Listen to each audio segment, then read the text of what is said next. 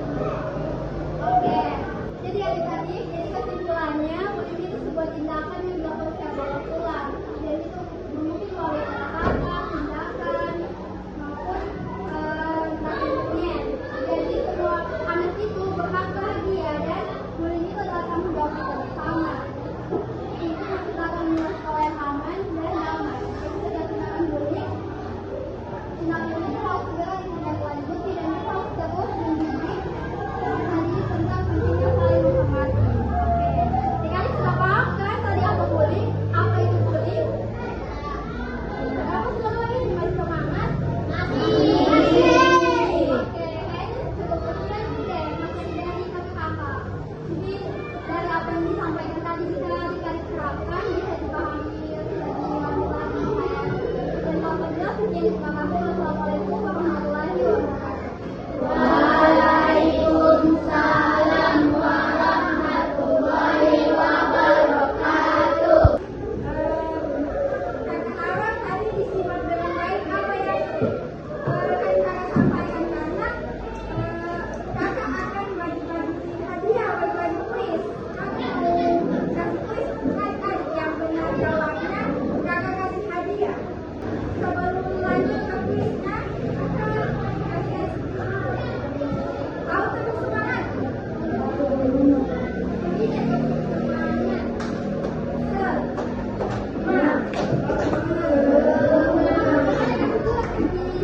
Harus kan, harus semangat ya, karena semangat. Kalau kakak bilang tetap semangat, langsung adik-adik tetap semangat ya. Tetap semangat.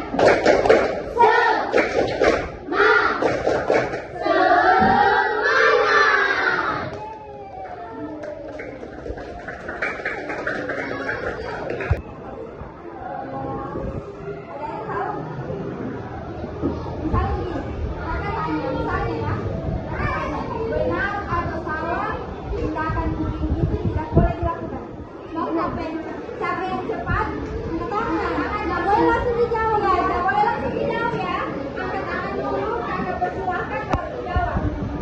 Kita lanjut ya. Benar atau salah? Jenis bullying fisik itu memukul, menendang, dan mendorong. Saya.